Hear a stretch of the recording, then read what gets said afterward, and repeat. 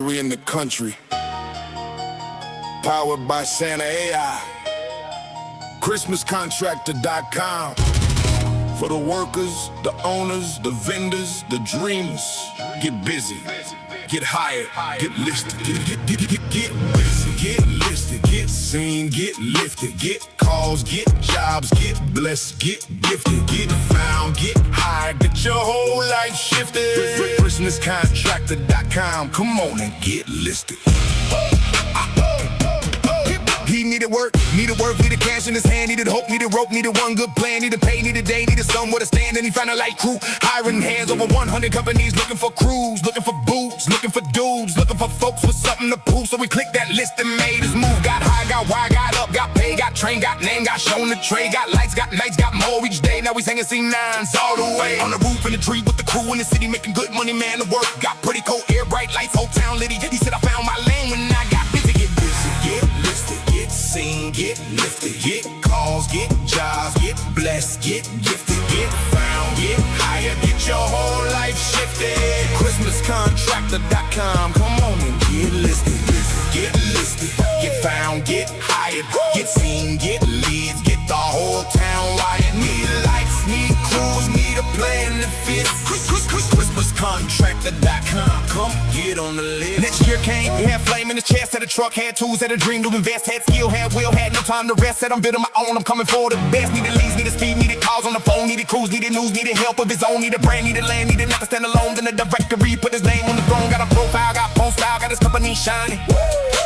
Got renderings, got bookings, got the whole plan lining. Got materials, got tools, got the car combining. Face 6 cents in the AI, got the whole thing climbing.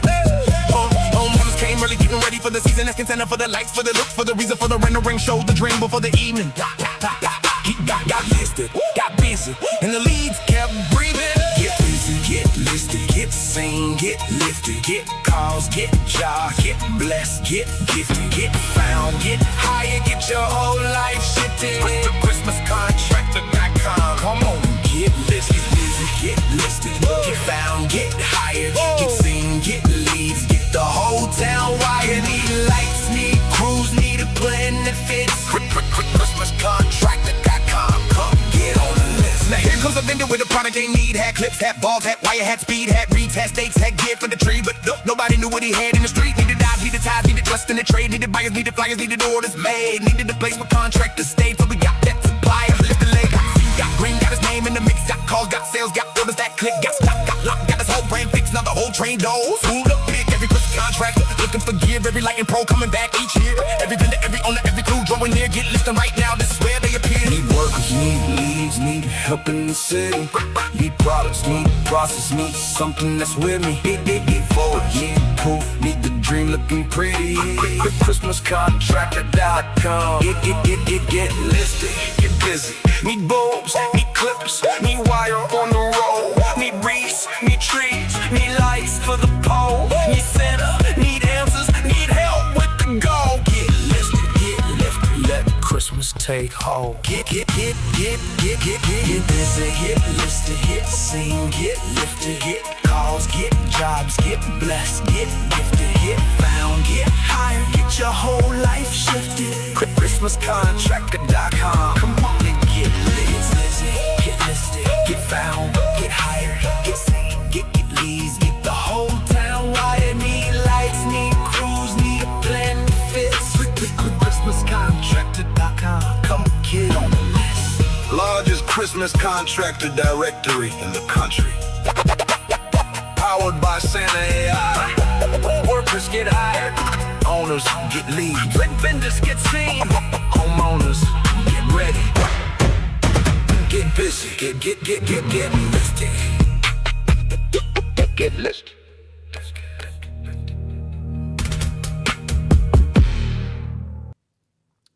Hell yeah, get listed. Get listed. What's going on, everybody? My name is Ron. I'm with the Christmas Light Installers Mastermind, Kingdom Christmas Lights, and ChristmasContractor.com. Today, Laura is picking up Tyrone. Yeah, Laura is picking up Tyrone because Tyrone is having what they call truck issues, and his truck is not working very good. So then Mom was like, "Well, you can borrow my truck, and then you can work and do this windmill job or whatever." And I'm like, "Hell no, I'll take you over there."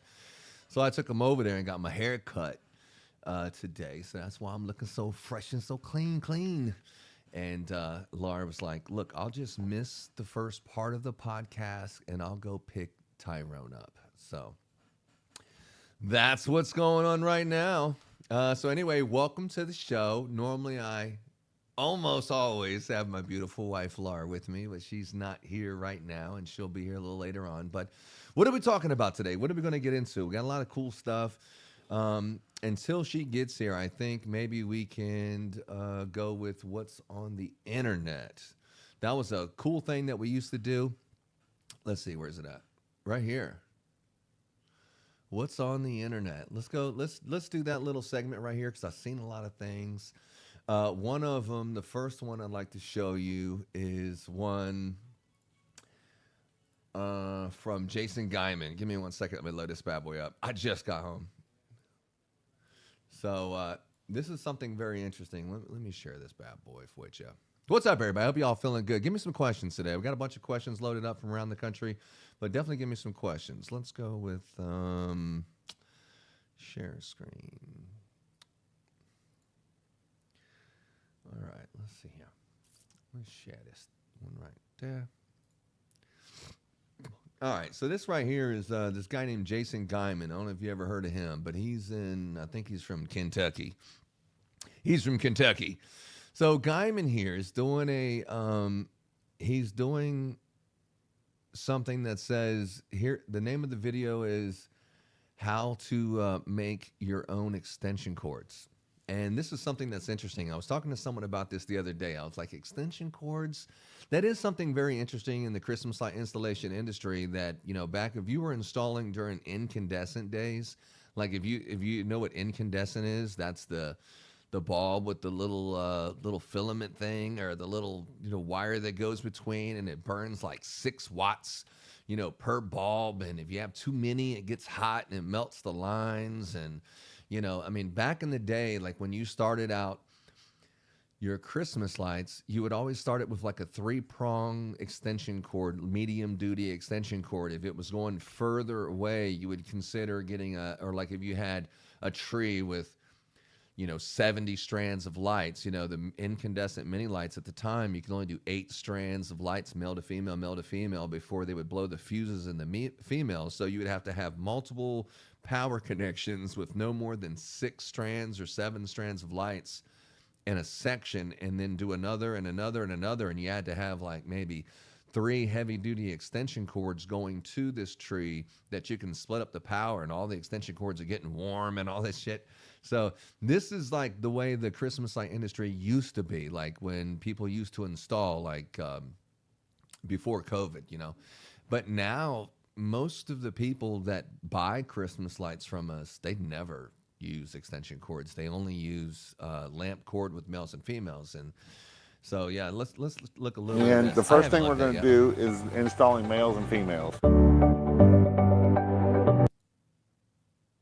First thing off you'll see is cutting with these cutters, you cut toward the end of it. Now, when you cut, you'll see that one side gives me a good clean cut, and the other side doesn't give me a clean cut. You see how the copper's sticking out this far?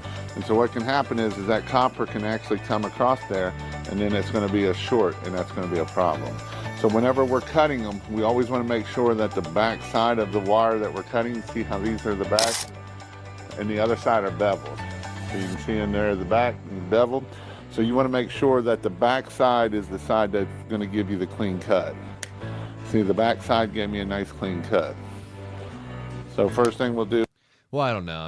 I think when you're cutting, you need to make sure that you use some clippers that get you a clean cut, and it should be a clean cut on both sides. And then what you do is you grab your socket wire, and then you pinch it and pull it, and you can pull that rubber where it covers up the part where the copper is there and it's cut. You have to make sure it's a clean cut. He does have that correct. I'm not saying that he says things that are incorrect, but But he does have that correct, and that's how you do it. But yeah, he was showing how to do that, and it was just so interesting when you're looking there. It's just how most customers, I mean, you haven't heard a customer that asks you for an extension cord, or why is there a lamp cord that's 50 feet going out to the tree and out in the yard and stuff? You know, I mean, you don't have a customer ask you about that. Like, hey, these guys aren't professional. They put just a regular old self-made cord into my outlet, and now it's going all the way around the yard and connecting these 3 trees and all that. I mean, what's the rule of thumb here? For what's your limitations of what can go onto that small 18 gauge wire? How much can it hold? How far can you run it before you're, potentially having a problem? Like, we try to do no more than 25 feet. With it for whatever reason. It doesn't matter. You need an heavy duty extension cord or extension cord if it's longer than 25 feet. But and we like to start off all of our installs with an extension cord that goes to at least the bottom of the gutter or up the gutter, where it starts with an extension cord. We like to do that. But I would say most of the industry does not do that anymore. And maybe it's because we started back in the incandescent days, or I'm not sure. But yeah, that's definitely something new this year. Or the last couple of years I've seen that people, they're not using extension cords anymore. They're only using these made lamp cords with male and female. So that's interesting. What else do we have on the internet over here? I'll tell you what, this one here is from J.C. Chanowski. I don't know if you've heard of J.C. Chanowski. He was, we've had him on the show twice, 2 years in a row. Season 1 and Season 2. I met him in Clippa in person, ClippaCon in Vegas. And, and since then, he's been doing a lot of traveling. He started his public image deal and everything. But he posted something online I think is pretty interesting. Let me show you what he posted. Let's talk about this one together. So J.C. Chanowski says, there's plenty of wildly successful people who aren't healthy or fit. And nobody, maybe, is this the beginning? Oh, yeah, no, I'm sorry.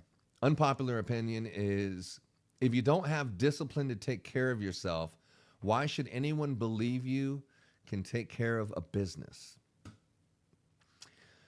If you don't have discipline to take care of yourself, why should anyone believe you can take care of a business? If you can't consistently eat healthy, exercise, manage your energy, and keep promises to yourself, what makes you think you can magically have discipline to lead a team, serve clients, manage money, and build something great? That is a very interesting post that he posted there, and I'm sure it got a lot of reactions just because of how outrageous that some of these posts that JC's doing here recently are. I don't know. Has the brother got out of touch about what's going on, or I'm not exactly sure what is fueling these. But I was thinking, like,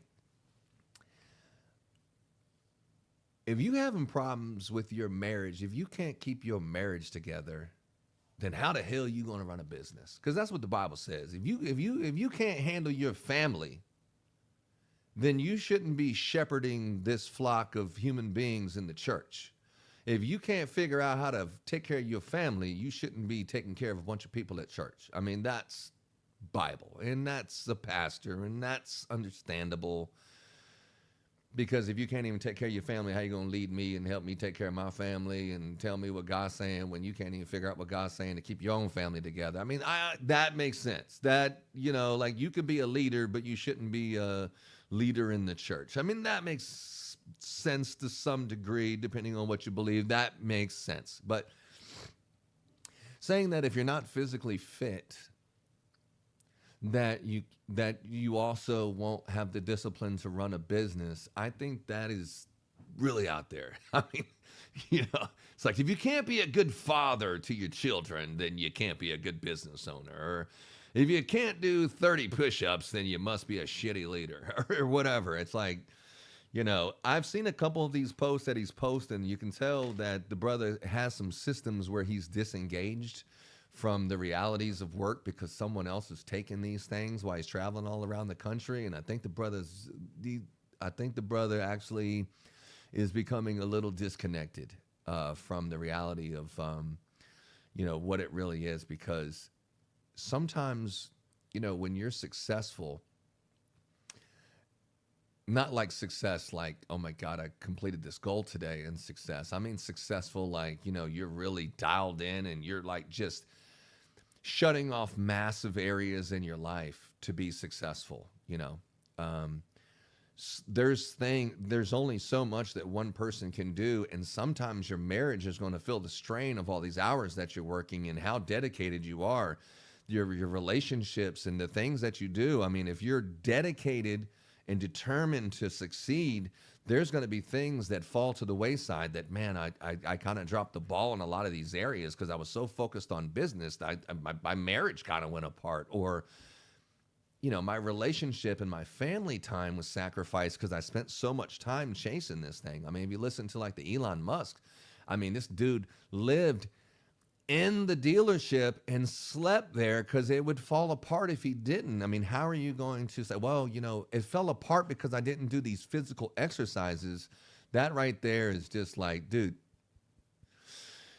And it's not just this post. There's a couple of them. Come on, bro. Let's get grounded back into the industry, bro. Let's get grounded back into the industry. You definitely proven the fact that you can travel the country and you can do all these things and you know what you're doing. You have a successful business and can run the business without you being there. You've proven all those things about what a great business leader does. But, some of these posts, it's like, come on, bro. Come on, bro. Come on, bro. Come on now. Anyway, so I would go into that one and I'll talk about it more, but I think I've already said enough about that. So moving on right along, let's see who else we got to talk about today The next one is Murph, Joseph Murphy. We definitely got to call out Murphy here. We definitely got to call out Murph because he got some stuff to say. Check this out. So I done deleted some shit. Give me 1 second. Is it this one? Yeah. This is like a big one. This is like a huge one right here. While we're waiting on Laura, let's see if you can see this one. Jobber is cooked.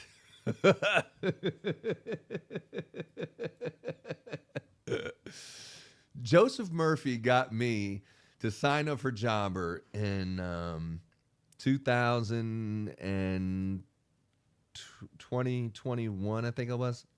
And I was trying to start my own. I told Murphy, I said, hey, Murph, man, I want to create my own CRM. I want to do this and I want to do that. And Murphy's like, nah, man, but then if it goes wrong and then they can keep it going, or if you get a virus or this or that, it's like, just get someone who's already doing it. And then I was looking at a few different options and I said, which one are you using? Because, your business is at a more organized and more professional level than mine. And how are you doing it? And he's like, I'm using Jobber. So that was when that Laura and I got Jobber. And Jobber has been fantastic. I mean, literally, it replaced like 3 people in the office, and everything looks more professional, and it has the customer profiles and the optional items on estimates. So Jobber has been fantastic, but as your business grows, you realize that Jobber is not made for Christmas lights. It's made for a service industry. It's made for just anybody who's in a service industry, but it's definitely not specifically directed towards Christmas industry. There is still Jobber plus 4 other programs you need to be successful to run efficiently, and Google Maps, Jobber, and an inventory system. And you can plug in a few things that's in their friend network of people that they approve. But none of these options are really that great. And they're very expensive plugins and stuff like that with Jobber, in addition to how much Jobber actually is. I was looking the other day. It was like $400 a month. And then I seen like, that's the plan that I have? Like, I haven't paid for Jobber in 2 years just because we recommend people to buy Jobber and people get it get it or whatever. So you get 3 months for free. So we haven't paid anything for 2 years just from referrals. But I don't know that if they've sent me a bill that I owe them $1, I don't know that I would say, no, thank you. I don't need it anymore. I mean, I'm close. I'm not there yet, but Murphy's working on something. Check out this video that he posted. Let me see if I get some sound up in here.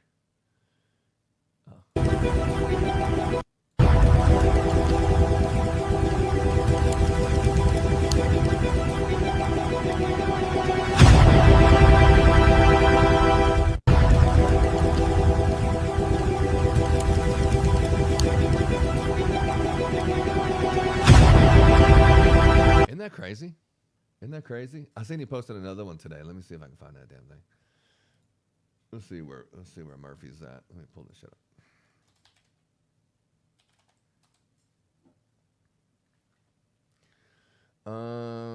Where's old Joseph Murphy at? Here we go. Oh, this one. Yeah. On BizRap AI. That's what it is. All right, let me share this tab instead and go with this one. Crystal, the trucks are waiting on the line. Every crate is marked and ready. You see the map before I do. You see the way through the rush. Nothing falls between the gaps now. Everything is where it belongs. The drawings look like real life. The numbers moving on the screen. I can feel the weight lifting. I can feel the system breathe. You are the only truth I need.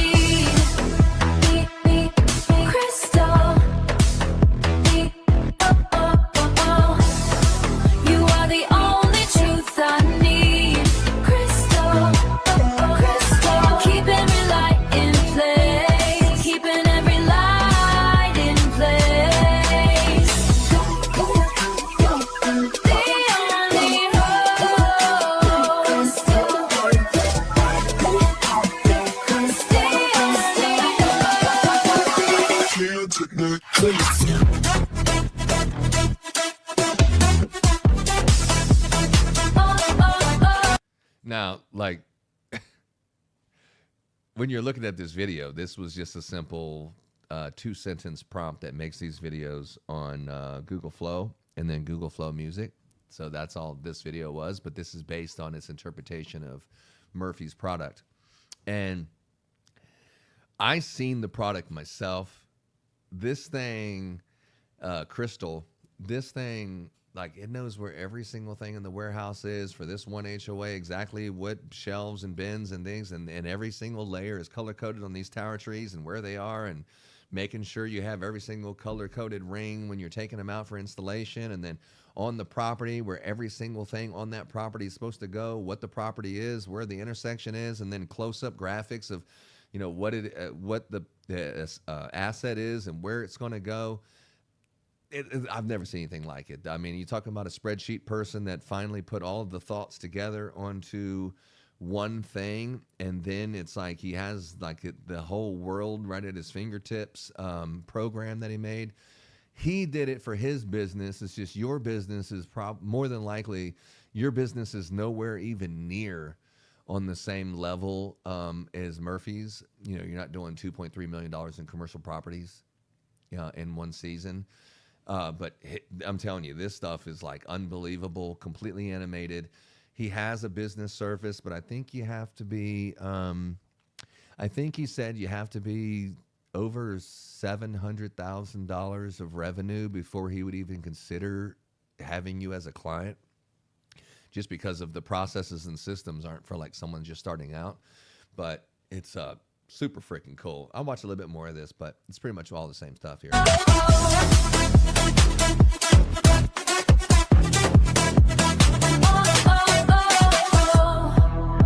The crew is moving as one. The quotes are signed and certain. Growth is the pulse of the room. Instant.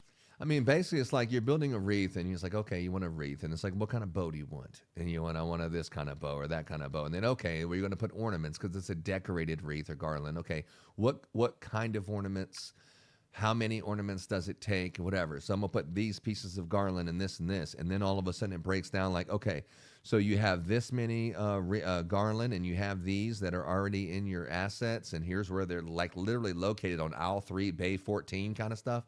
And then, you know, those actually come with these many ornaments and this many colors, and this is what you have. So therefore, here's a list of what you've sold and what you still need to get. You need more red ornaments because those go here and there and all this. Like everything is broken down to the very specific last detail. It's nothing. I've never seen anything like this. I've been asking for the last 3 years, if you've been watching the Christmas Light Installers Mastermind podcast, I've been asking installers all over the country, and these are CEOs. These are most of the time, 90% of the time, they're not workers or employees at a company. They are the business owner. And if you ask these people about what is your process to do inventory, not one person, not one, and I'm talking about major distributors and stuff, not one person has inventory figured out. None of them. Kinda. For the most part, generally speaking, I do it this way, but not one person has it figured out. Murphy's the first person I've ever seen that has it down to detail like this. It's the most amazing thing I've ever seen. But anyway, that's enough of that video right there. And then I had something else. I don't see it, but I think I can pull out my email and make fun of this guy. I mean, talk about this. Let me see here. Give me 1 second. Okay. Now this one is Greg Swecker. Greg Swecker. It's like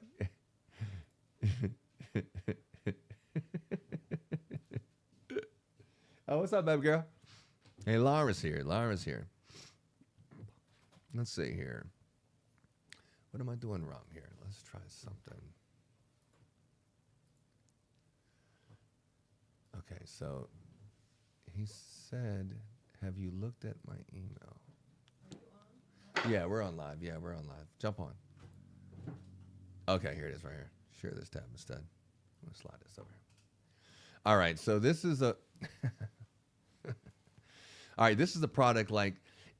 There are people who...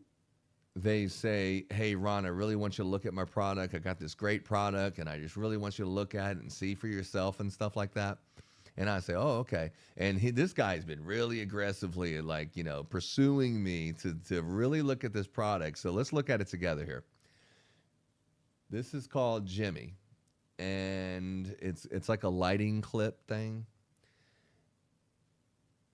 It's like I'm looking at it, and I'm just struggling to find. Let me maximize this bad boy because I just can't. I can't figure it out. So it looks like a. Can you see my mouse over here? It looks like a clip. Shit. What the fuck did I do? Yeah. It looks like a clip or something, and it has like this metal kind of thing. So like if you live in a place that has, like, I don't know, this is like some kind of a weird fascia. They clip to the fascia under the, and they hang down like icicles, I guess, or whatever. They clip to the fascia, and they have this little metal thing. I don't know. It's kind of weird, but yeah. So he said, "Can you look at this and tell me what you think about this Easy Clip?" I don't know. What do y'all think? That's what I want to know. What do y'all think about the Easy Clip? I thought it would be more than likely. I can't see anyone ever using this, but then again, what do I know?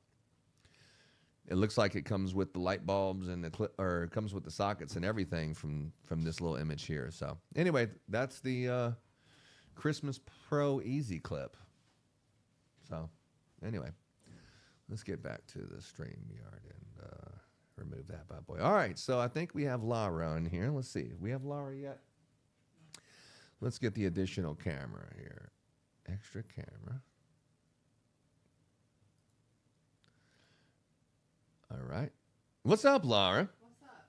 Okay, so welcome, Laura, to the show. What's up, Laura? What's going on? I don't think Oh, your microphone's not on? How about now? Sounds like it might be on now. All right.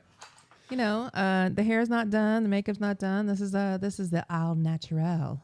Yeah. This is and what it looks like. Speaking of which, when I walked in here, this is like new for us because we have the air conditioning fixed. And I'm sitting here wearing a sweatshirt because it's like, okay, we're going from one extreme to the next where it's like so many fans going. It's freaking hot as hell in the house, but you got these fans and the air conditioning. We have a couple window units and we're trying to manage it the best way we can.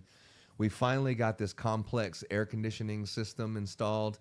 And now it's like, why is it freezing cold in the room?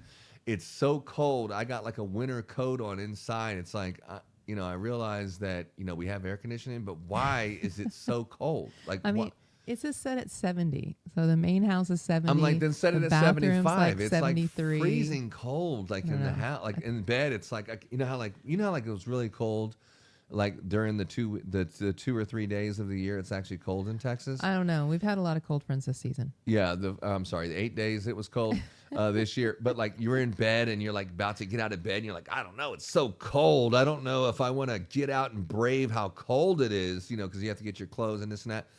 So it's like, I don't know if I really want to do that. It's so cold. And that's how it is in the summertime. It's almost beyond ridiculous how cold it is in our house. I mean, I got a sweatshirt on. It's like, I guess, right? That's how we're It rolling. feels good. You're not sweating. It feels I like it. good. I like not sweating. Yeah. It's a great feeling. Yeah, and soon, the newness will wear off and we'll turn it up or whatever. The nudeness? Newness. Oh, the newest. The newest. Nudeness. The Yeah. nudeness. Well, you missed when I was talking about Chanowski, Oh, okay. and but you have to be, if you can't figure out how to get in shape, then there's no way you can be a successful business owner and lead a team. I talked about that one.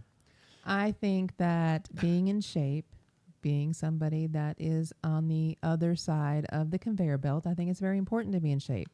I exercise because I want to be 90 and be able to carry my own milk. So Ron's not an exerciser. Oh, I already know. I'm going to be gone off the face of this earth. She's talking about what you going to do when you're 70. I'm like, I ain't going to be around when I'm 70. What are you talking about? Yeah. I got to make this money now. I can't be waiting to be doing shit when I'm 70. That way I can set her up so when she is 90 without me, because I'm already done kicked the bucket. Some other dude trying to figure out how to use my golf clubs. Hopefully he's left-handed, if you know what I'm talking about. But anyway, that way there she'll it be is. set up. She'll be set up. I got 20 years, guys. Put in your applications now. Yeah. Put your Apparently, Ron's not planning to be around for much longer. Yeah, let me 'cause turn I'm that light on. How we doing now? We doing better? I don't know. I got my lights in a weird thing, so I've got a weird shading you got a going weird on. thing going on. We need to get our I need to get my tripod lights for the podcast. We need to get those set back up. I need to get my shit together. I even It's have not a better together today. microphone that Guyman was like, you need to buy this microphone that zooms in and focuses, and as you move, it moves with you. I have it. It's sitting at the warehouse that I thought I was going to use it, and I haven't used it once. Yeah. You just practiced with it one time. I need to bring it back over here and get set up. But anyway, welcome to the show. It's finally starting off after the couple things. I also talked about this Christmas clip. Excuse me. I noticed that clip. It looks like a permanent light clip is what it looks like to me. No, it's C9s. It looks like, because it goes underneath the house, and No, it it looks like goes a on- permanent light clip. See, it goes on It's in the fascia. soffit. Fascia. It goes on the fascia. Well, that isn't a typical clip, was I'm saying. Yeah, you just bring Like it in permanent between the lighting, gutter it and goes you bring underneath. it up in the fascia, and it has this metal thing that holds it on, and you would get the bulbs that they don't face out to the street. So for those of you who think everything looks good because the bulbs are facing out the street, it's facing down, but it kind of looks like The teeth picture. icicles. Oh, yeah, kind of Like when the water's falling from the gutter and it makes the icicles, it's kind of looks in that direction. I'd be curious to sorta. see what it looks like at night. Yeah, he Because doesn't have. you get like a far out picture, street view. Because that one lady that likes her archway and her windows done on the inside and like looking like teeth. She's got them in like that. Well, I would be wondering like what this would look like when you're starting to go up, because gutters right? and shingles, you can. Yeah, what's up, big dog? Big stuff, big dog. Yeah, did you put that on there? I did. Sorry. Oh, okay. I know that yeah, distracts it you. distracts me. Don't do that unless no, I'm joking. Shut your mouth. Yeah, when you're shut talking your to mouth me. when you're talking to me. Anyway, so yeah, these lights hanging down from this one, I mean, that's kind of interesting because you don't need to say, oh, I need a shingle clip or this because half the bulbs are facing this way and the other half are facing that way. So I can see that, but I don't know. It's different. It's definitely like a permanent lighting where it glows on the house. I don't know. It's he wanted to bring it to the market, and it's different. It's different. I don't know that it's going to take off or anything, but it's different. All right. So what do we got? What do we got? What's what do we going got? on? I got a bunch of freaking questions. I got a have shitload of been questions. flying around like a maniac this week. So what are we doing? What are we talking about? I guess I should open your file, huh? No. Find the file. Go open the into file. go into. Oh, my drive is out of date. Shizat. Or you can go into the Google. Well, that's where I am at the Google. Oh yeah, well stay right there. Oh, you didn't even put your questions in. Woman. Oh, I know what you did. Woman, stay right there. I got you right here. Oh no! Just stay right there and stay right there where you're at. Stop. Stay right where you're at. Don't tell me what to do. Oh, shut your mouth when you're talking to me. Stay right there. It's in there right now. Look. Boom, I got it. So we're going to be talking about AI today. We're going to be talking about AI today and how AI can build your business and advance your business. And now that we have our peoples on, let's get into it, Lyra. And whenever Lyra's not there, just nobody wants to watch the podcast unless Lyra's I don't blame on you. it. I don't blame you. It's really hard. It's really hard listening to certain somebody. Do what? What are you laughing at? I'm laughing at you. Yeah, what's this? Mike from Nashville. Mike from Nashville. Mm-hmm. Ron, I hear everybody talking about AI, but where should a small contractor actually start without getting overwhelmed? So if you're just starting out a business, where should you start with AI so you don't get overwhelmed? Is that that's the question, right? What would you say? I am not the novice or professional or expert like Ron is. He's got a cajillion different ones. He uses it all the freaking time. I like ChatGPT. I use it almost every day now. I definitely That's just find like myself. recently you started doing that. I did. I recently found myself getting on it more often. I actually have really good conversations. Anytime I'm lonely, I just get on there and then we have a nice little chat. But Whoa! You said every time you're lonely, you get on there, and just before that, you said you're on there all the time. I am. Okay. All right. I got a couple clues, and they're adding up here. There They're you adding go. up. There's your sign. Yeah. Read between the lines. There's your I get it. sign. All right, continue. I just use a little bit. Don't get all in the crazy on. I know there's a bunch of different ones and I don't know the names of them. Just get on ChatGPT and ask it some simple questions. Nothing to blow your head away. You can use it. I started using it. Yeah, exactly. I started using it to make ads, which is a really good way. So you don't have to pay for ads from somebody else. You can also, how do you do XYZ? How do you get your name out there? It gives you some great ideas. And I even had it do a search on local HOAs. Yeah. Good tidbit. Yeah. Like if back in the day, like when I came through, back when the dinosaurs roamed the earth and before cell phones before cell phones were invented. As if that was ever a time. It really was. Before cell phones were invented, when I came TV. through, it wasn't black and white, but there was the like Star Spangled Banner at midnight. there was a TV that it had like the 20 different. It had UH something or other and a V or something, but you would flip the little knob around like in circles.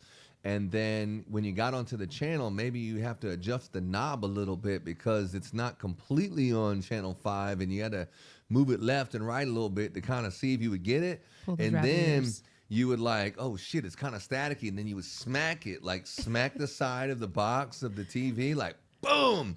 And then, oh shit, it comes into focus. Or His like mommy and daddy didn't have an antenna. you got a whole, if you have the antenna, you we'll move it like we'll put it on the window shade, and put a little aluminum foil on it or something. And oh shit, right there. Oh, that's perfect picture right there. Oh wait, right? you let go back, hold it there. Then I hold it there. It's not a long show. And then you're like, well, you want me to hold the antenna dude? It's finally clear. This is the best part. Just stay still. And if you're watching a football game, you're like, holy shit! Like keep it right there. Like there's no time for it not to work. There's no TiVo or DVR back then. If you missed it, there was no watching it again kind of shit.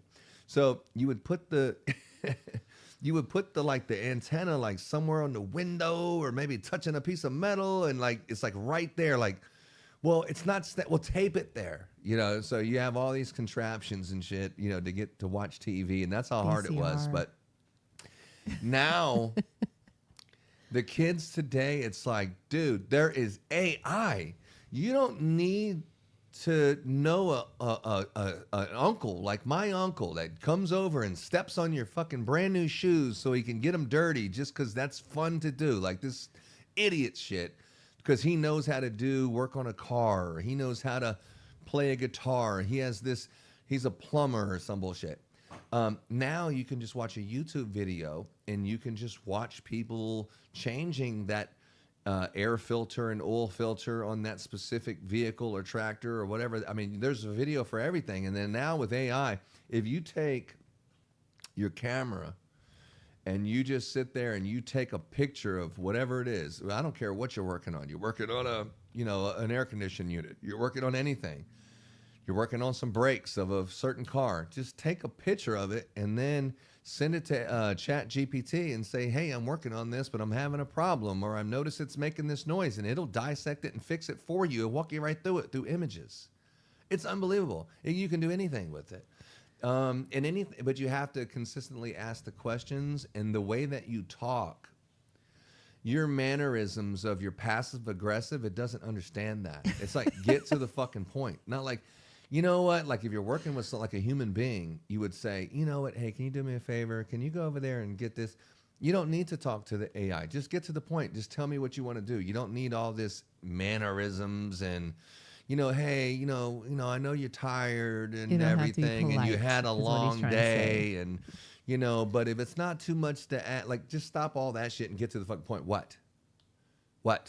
And then you're like, create this for me. Then it's like, okay, done. So what you're saying is chat doesn't get a headache or doesn't get a tummy ache, and it's always awake. It's never tired. Is that what I'm saying? It sounds like that's what you're saying.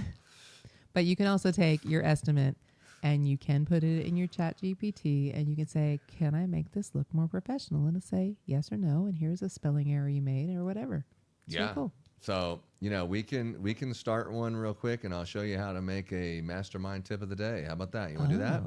You want to do that? And nobody said yes. I was talking to you. What the hell are you talking about? Let's see here. I messed up and did something wrong. What do I need to do? I need to share a screen. Oh, share this tab instead. Okay. Here we go. All right. So let's say I'm going to create a mastermind tip of the day about, we're going to call this one circle clips. And the circle clips is so interesting because most of the people who are training in the industry today, they never installed lights since they invented circle clips. The last time they actively were running a company and installing, circle clips weren't even invented. And these are the people that are training now that have never even installed a circle clip, you know, by running a company. But anyway, Making everybody sound old now today. not old, just out of date and out of practice. Oh. Yeah, like they got yesterday's news type shit. Oh. Secondhand information. Okay, moving on. Yeah. And we digress. You asked me, I told you. Anyway, about a circle clip. And these are great because they don't come off the roof. And something else. And something else. And something else, right? I didn't really give a lot of information there. And then it comes into the mastermind where it's like, usually I write the whole thing of exactly what I want to say, and then it does it, because if you let it have its own free will, it doesn't give you enough industry insight. But this one will say, like, they make a big difference, and they're great because they lock the C9 bulb and the socket together and all this. I mean, it puts it all together. So then you just put that bad boy in there, and then there you go, boom. And then if you said, okay, what I would do is, you have to upload a picture. Once you get good at it, you get a folder on your computer that it can access that already has your image of your face and your logo, so you don't have to keep adding it every single time. But you would say like, let me add a picture of myself, and then let me add a logo is what you're going to have to do until you get set up. So let me do that real quick. Logo. And then I got the mastermind right there. Okay, so I got these. Is that a lemon drop martini? Yeah, is that what you're drinking? So then I would say create, and then whenever you say 16.9, it seems like it doesn't know that. So you always have to say, if you want that widescreen image that fits exactly here, you would say create a YouTube thumbnail of Ron and Laura wearing a Christmas uniform talking about circle clips. This is for the mastermind tip of the day. Dang, I'm not typing very fast. There you go. Pressure. I'm too close to this. I'm too close Under to the. pressure. Dun, dun, dun, dun, dun. Yeah, I'm too close. But anyway, and then it'll just within just a few minutes, it'll just pull it up. And I have my thinking on high, but there's also extra high, pro, medium, instant, and intelligent. Whatever. And then you have the different ChatGPT models. So I use I have the deep thinking just because I don't need the answer back in a second. And we also have the pro model here, and that's for like more of website design and stuff like that. But anyway, so it'll pop out one in some second. And what other things did we do, Laura? Well, I mean, are we talking about business? I'm telling you, if I you're use it for uneducated, personal and like business. if you barely graduated high school, Stella uses it to write her papers that she's supposed to be writing on her own. yeah. I mean, if you barely Schoolwork. graduated high school, and if anyone listened, if you had to write a paper without spell check, it would just reveal how ignorant you are, or how uneducated you are, or how you really can't put sentences together, and you can't even spell words that most fourth graders can spell. I mean, it would really reveal all these things, so you end up only speaking in smaller words that you know how to spell correctly. That's the reality of it, but ChatGPT can make you sound like halfway intelligent, And this is the image that it came up with. What happened here? Yeah, so it's got like, something, and it's got the Mastermind logo, and That's I mean, that's not exactly a a circle clip. I probably would put a picture of a circle clip, but you get the point. So like this one, you would say, no, that's an incandescent light, and this is not a circle clip. Oh, but look, it called you an installer expert. Yeah. It called me an installer pro. yeah, well, I'm an expert, and you're just a pro, I apparently, am a according freaking to. expert. Yeah. Shut the hell up. It's artificial intelligence, so it's a little different. It only talks to Ron, so it knows Ron well. He's an expert at everything. So, yeah. Laura, so, she's just, I don't know what the hell she's doing. So where should you get started? You should get started by, having an expert by your side. You don't need to go to a training class. You don't need to go to something like that. You have one of the smartest people in the world that's at your fingertips, and it never needs a cigarette break. It doesn't need time off, and it doesn't need to take a vacation. It doesn't clock in at this time and clock out. It's always on. Is your artificial intelligence, your AI, your ChatGPT or whatever. And you can just say, hey, I'm starting a business, and I want to know, what do I need?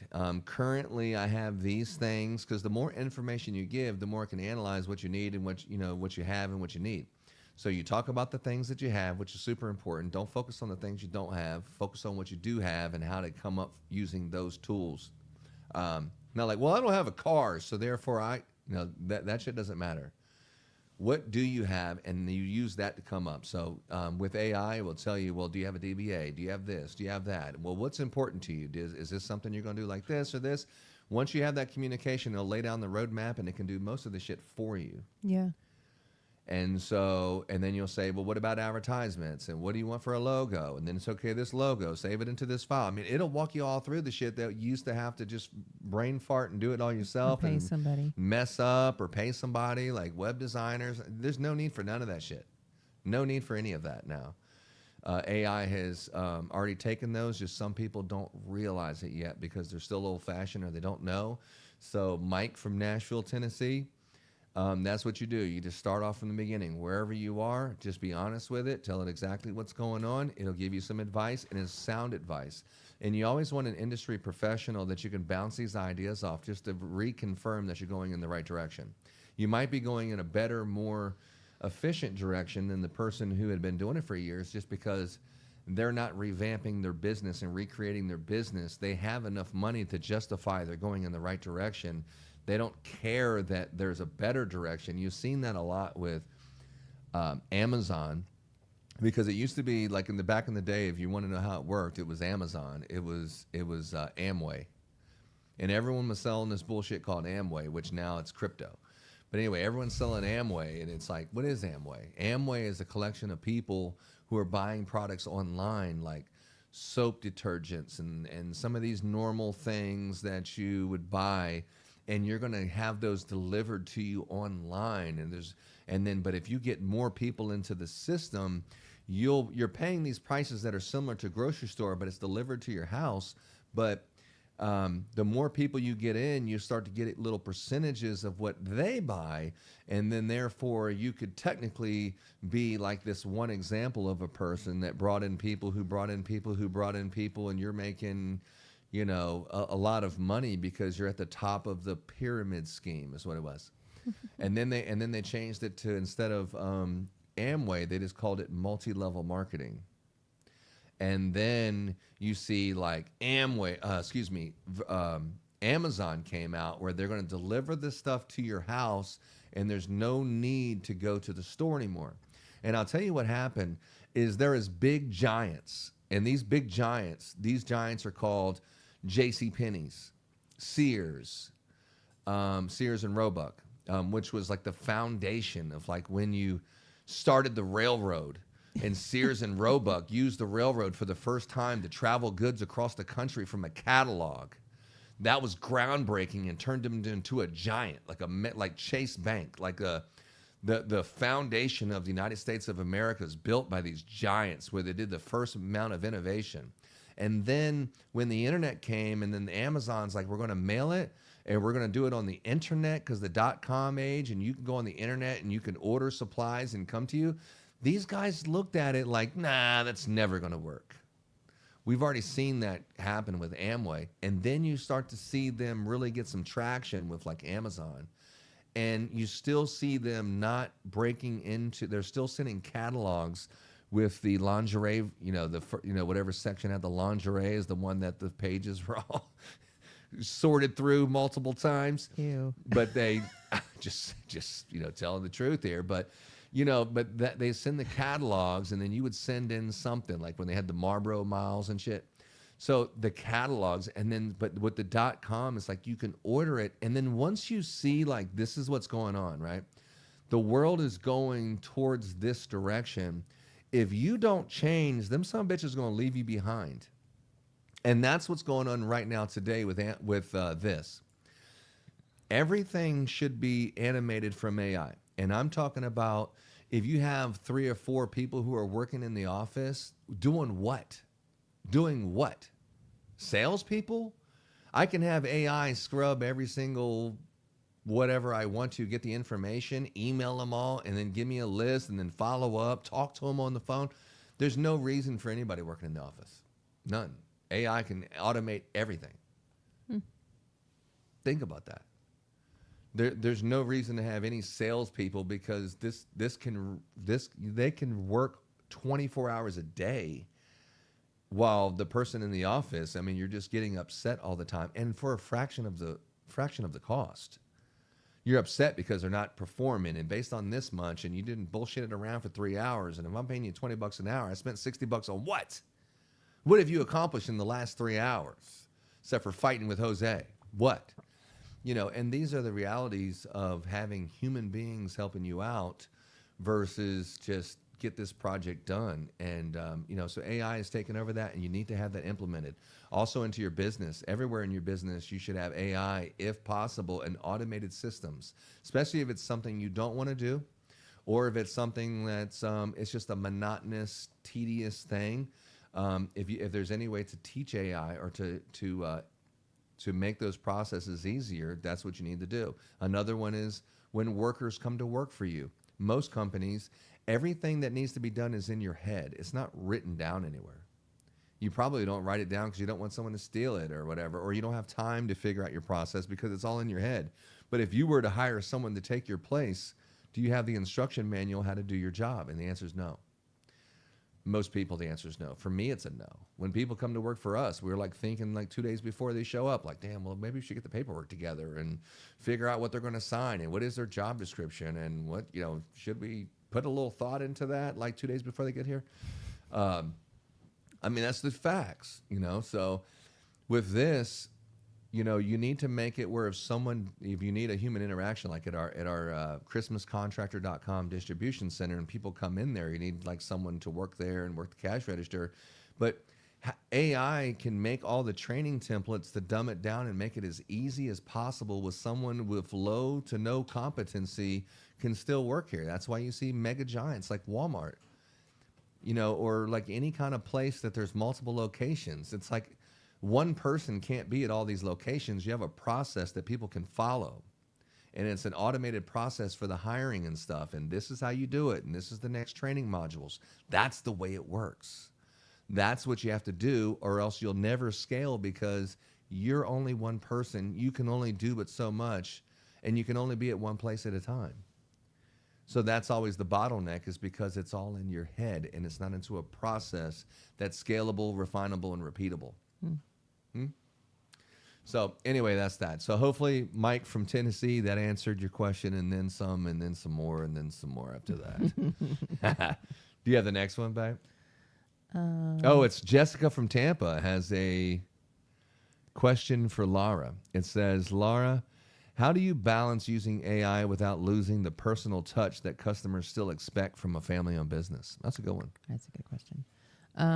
I am slightly old school. I still pre-write my emails or whatever, and then I just have chat just double check to make sure I've said everything I'm supposed to say. It gets to know you, like it knows how you talk and knows, you can tell it to stay personable and whatnot. Say that in the nicest way possible. I have to say that all the time. Mine doesn't, because mine knows me. It knows I'm nice. It doesn't know that he's nice. So I have to, I just use it to refine my emails, to refine if I'm missing something on my estimates. Our stuff's already pretty well templated out for us, if that makes sense. And I don't see AI taking over, at least for us, for our telephone, because that is something 1,000% it's going to take over the telephone. Well, not for us. You think you're going to have AI answer the phones for us? Fucking 1,000%. Yeah, 100%. We'll see. When call, I didn't want to cut you off, so finish your thought, but I will No, I'm say good. about Go that. ahead. I mean, when calls come in, it's so interesting how people say, I got some person from the Philippines, some virtual assistant that's going to answer my calls and stuff. It's like, God, man, it's so tough to trust a human being to answer the phone for you, because I like answering the phone. everyone... I like talking to our clients. I like hearing what they have to say. I'm actually better at sales than you are. You caught me with the like answering the phone. I'm like, when? Anyway. Has the phone rung? Yeah. Is it ringing off the wall? Yeah. Wait a second. Okay. No. Anywho. Go ahead, Roby. Keep digging. Yeah. Here's a little trick you learn from the Army. If you find yourself in a hole, if you're digging yourself a hole, stop digging. Exactly. Yeah, I mean, that's just pretty common sense approach to that. Mm-hmm. Now, what the hell was I going to say? I have no idea.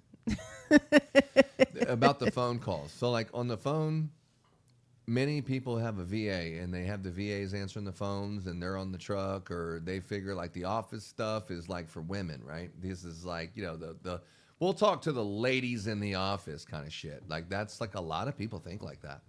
The office is a woman's job, but when a call comes in, this is like the most important part of the transaction, especially if you have a business that it's all done over the phone. All the estimate process, you never go out to the customer's property unless it's a big commercial property or it's, you know, something else. You don't actually go out to the property. So it's, you know, it's all done over the phone. That initial reaction, within 10 minutes, you close that deal down. It's not like scheduling a time for someone who speaks English better and knows what the hell they're talking about to call you back. That's not the Christmas industry. The Christmas industry, when someone calls you, they're hoping maybe you can do it tomorrow, not call me back tomorrow, or I'm approved to answer manager calls or some shit like that. That is the most important thing, is to answer that phone and have someone completely competent talk with that customer, find out what they want, find out the reason why they want it, the direction that they're going, manage that expectation with an estimate that clearly outlines that you've addressed all their concerns and you have optional upgrades in there, that they can approve it, at, provide their, payment information and get on the schedule. Super important. If you had during this Christmas season, for those of you who don't know that we're full-time Christmas, in the Christmas season, you'll have someone call you and it's, hey, I'm a $100,000 or more client. Like right from the giddy up. Hey, I'm calling you from something. Right from that moment, you better have somebody good on the phone. And it better not be some fucking VA making $4 an hour from the Philippines. It better be a shark, a heavy hitter, because you lost that from that first reaction by having a C-list person, and I'm being generous, a C-list person talking to an A-list client. Right from the middle, I don't care if you speak English or what, you done ruined it. You need someone who knows what the hell they're doing, talking to these life-changing customers, or you'll never get to the point where you even knew that they called. Who called me today? 10 people. Oh yeah, who was it? Well, this guy named Dave from AT&T. I think, he had, I don't know, something. I think he had I don't know. I didn't really catch everything. He was talking so fast, but it was something like he was interested in commercial Christmas lights. You're like, what? He was a commercial customer? What? I mean, I would be like with my hands around, the whatever his name is, Nigel Yin. I would have my hand around his neck, like choking him to death. That's how I would be, because those opportunities are life-changing opportunities, and I would never trust a C-list person to answer the phone. I mean, a chat GPT, you can train that person to answer the phone, because they are teachable, coachable, and trainable, and always available. And if you're not available, that would be my guess, more than training someone who just started with you 3 weeks to handle your multi-million-dollar operation. I would say we'll be 100% AI if we can't personally answer the phone ourselves. That is the most important part of the business, is how the customers experience you for the very first time. After they call you or send you a message, that is the most important time. And most of the time, what you're trying to do is you're trying to get them into your funnel. So you're trying to get them to either you manually add them into your CRM, or the website itself, they fill out the form and then they go into your process. From there, it's all automated. We'll sit up at night and do 20 estimates a piece, just to kick them out, because it's like $40,000 worth of estimates that, get approved. So it's like, what are you going to do? You going to watch a fucking TV show? Or you need to sit down and you want to go drinking and take the rest of the night off? It's like, what? I don't think I wouldn't pay $30,000 to go to your birthday party, and I certainly ain't going to take the time off to go there, because that's what it adds up to, and that's what life is like for us. Right, Lamra? Mm-hmm. Mm-hmm. So anyway, did that answer your question, Jessica from Tampa? How do you balance using AI without losing the personal touch that customers still expect from a family-owned business? You do it by having Laura answer the phone. She's a fantastic salesman, like she said. But Laura will ask them like a bunch of because female questions. Like, she's perfect. She's great at talking with people on the phone. She has like the best voice for it. And she's so sweet. All the customers love her. As a matter of fact, sometimes the customers will get me on the phone, and then they'll be like, oh, it's Ron. And then most customers have the take back because, you know, we've been talking to them. They're like family to us. They'll say like, Ron, I like Ron because he just gets to the point and he doesn't waste a lot of time talking. But Laura, Laura. And there's even some people that said, thank God your husband didn't answer the phone. Thank God it was you, right? More than once. But that was like a pastor's wife. You know, they got to stick together. More you know? than once. Yeah, the They woman's have, empowerment said that. movement. And I don't spend hours and hours with the same client. And the on other phone. customer is completely gay, and you know, and I just get to the point with them. But they are the nicest people in the world. I mean, just like, but I don't know what to say. Like, he wants to talk to me for like an hour and a half while I'm driving. He I'm really like, doesn't want to talk that long. He just wants to talk, and you let him get his stuff out. But Ron's a get to the point time person. it's like, you know, I'm busy, bro. You're like, if you have a concern, or I'll listen to you and I'm stuff. But busy. we're not dragging on conversations for an hour and a half. It's just, you just I can't really don't grab spend that long time. on the phone with them. Yeah, just Laura's It's like the tone and it's you know, just, you know, Laura does all that kind of stuff. It's I have no patience for that. I'm like at war, and I'll talk to it. I want to get it done, and that's how it is. And I think as AI takes more off of our plate, maybe we'll have more time to be more personable. That personal touch with both those clients added to their bill this year. So Oh yeah, I'll take it. It's we'll spend a little longer at that house and moving on to another house. I'm good. So that's the hard part. You keep that personal touch. I think the phone keeps that way, but it can help you with your emails and keeping them personable, make it sound Christmassy, cheery. Make sure to mention their name. You know, you can tell chat to look over your email, especially if it's a template. You should have that done. Well, anyway. Google has it now, where Gemini will look it for you, proofread it, make sure it makes sense, especially if you're sending it to you know, clients, commercial clients, or even Commercial residential clients, big time. Yeah. Big residentials that I really want. If you're we'll do that shit. misspelling some shit, you're out of there. If you're misspelling some shit and it's in a commercial estimate, I mean, just no one's taking you seriously. This shit's ridiculous. Mm-hmm. Oh, look at that. Look who's supposed to be at the pool with his family, but instead he's listening to a podcast. He's doing both. He's multitasking. He's multitasking. AI native business, not just number one goal, but your goal 1 to 10 for 2026 should be geared towards making your business AI native with calculated human verification and human engagement. Exactly. It's an orchestra. Personal plus AI is the orchestra. See? Whenever Murphy says, like, you ever talk to someone who's like super smart and you have to keep nodding your head and pretending that you know what they're talking about? Sometimes talking to Murphy could be like that. It's like, you know what I'm talking about. Like, yeah, of course I do, right? Like, yeah. And then you're like, maybe I should do some more research. He gets me pumped up when I talk to him. Murph? Yeah. Yeah. Yeah, me and Murphy, we only talk for like 5 minutes. And if we don't talk for 5 minutes, it's 4.5 hours. Yeah, at least. You meant hours. Yeah, it's like. Speaking of which, there's something coming up in June.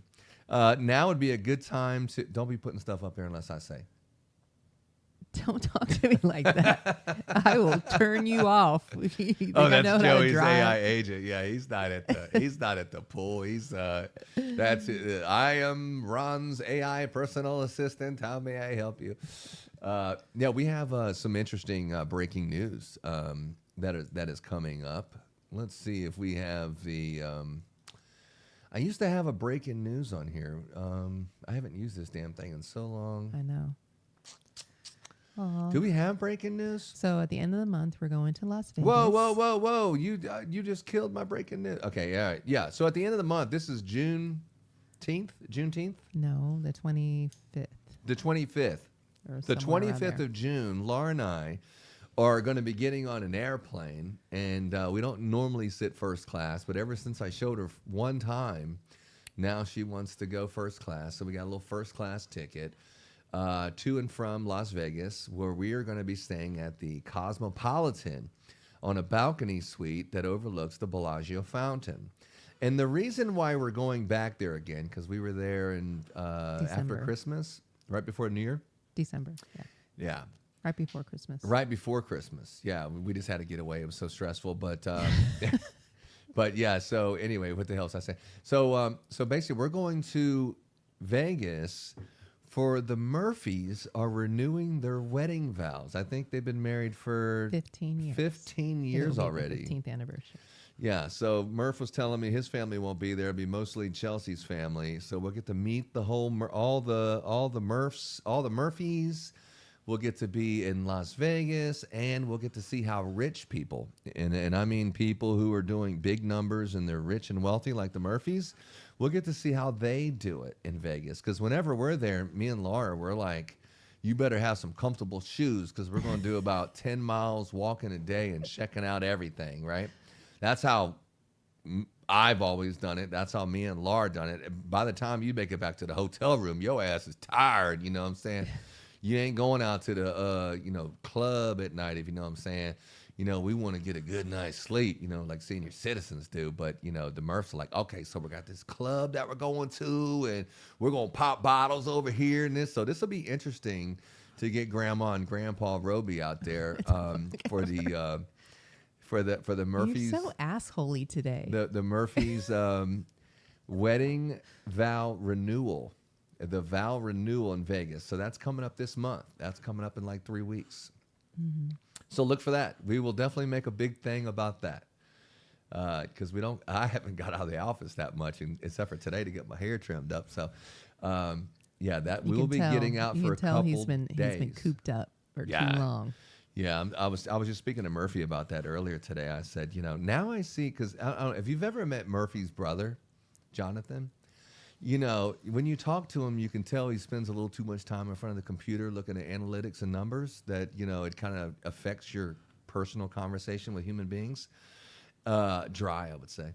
Anyway, when you talk to Murphy and then you talk to his brother, it's like way two different personalities there. And I told Murphy, I said, you know what? I've been spending so much time at the computer.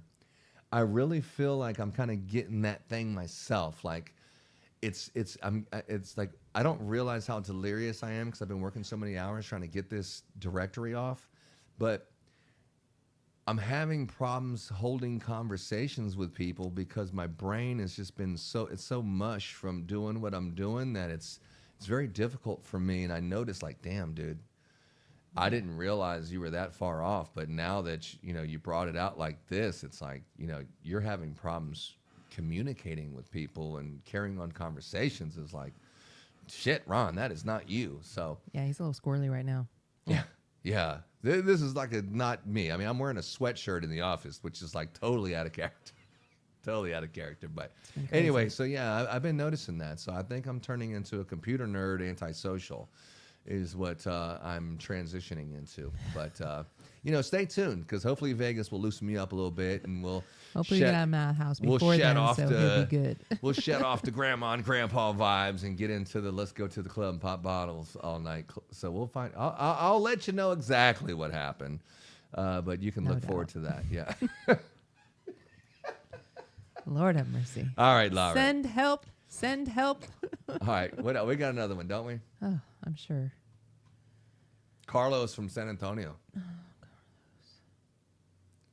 I see Carlos. Carlos.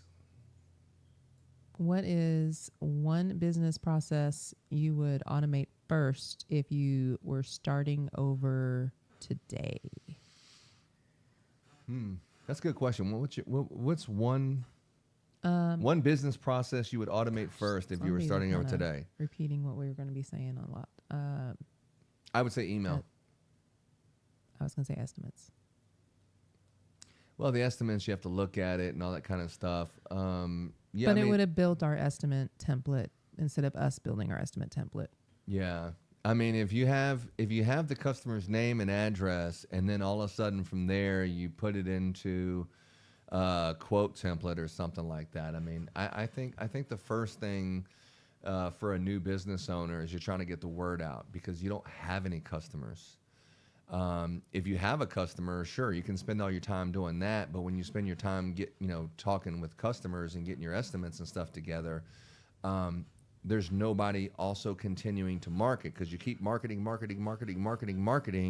And then you start getting a customer, you stop marketing and you start taking care of the customers. And then you start getting jobs and you start just focusing on completing the jobs, but you're not focusing on marketing and you're not focusing on doing estimates because you're busy doing the job.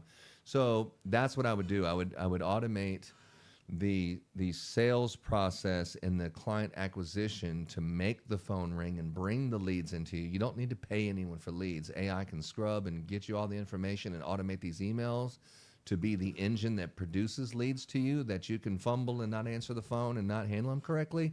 But that's the first thing I would automate is the sales process and getting the leads to your funnel. Do we have more comments here? Oh, we got Hagen. You know Hagen? You have mentioned him, yes. I've got my first sale. Do you ever do organic SEO? Yeah, that's all we do, dog. So Hagen's asking if we do organic SEO. Yeah, I mean, organic SEO is all we do. Laura and I have never paid for paid ads. We've never paid for any marketing ever. I mean, we pay for yard signs, we pay for T-shirts, we pay for a website hosting and shit like that.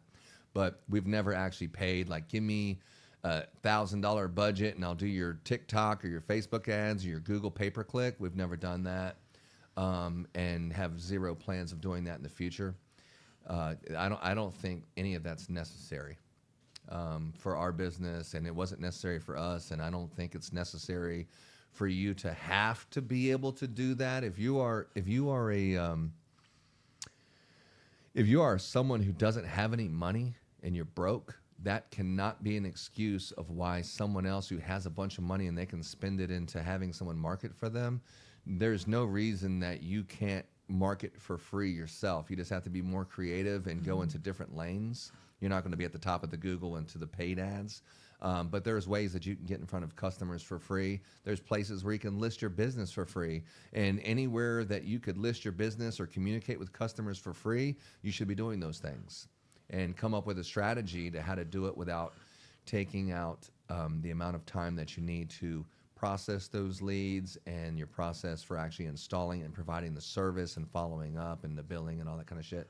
Automate as many things as you possibly can. But you shouldn't say that just because someone else has a paid ad that they should just be way more advanced than you. They may be trying to catch up with you. You never know. But, oh yeah, Hagen has a nice one. Mm-hmm. What percentage of your sales are online versus in person? Well, zero's in person. That's not true.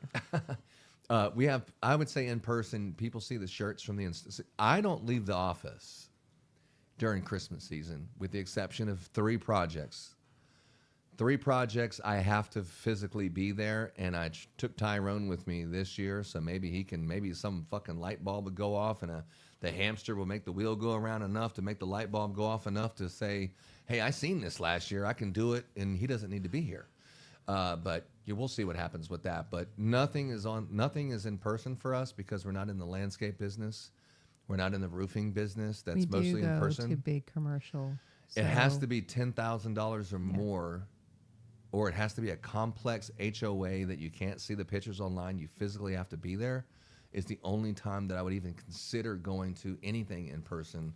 Now, when you're at the house, the neighbors are talking to the crew members and stuff like that, or seeing yard signs and stuff like that.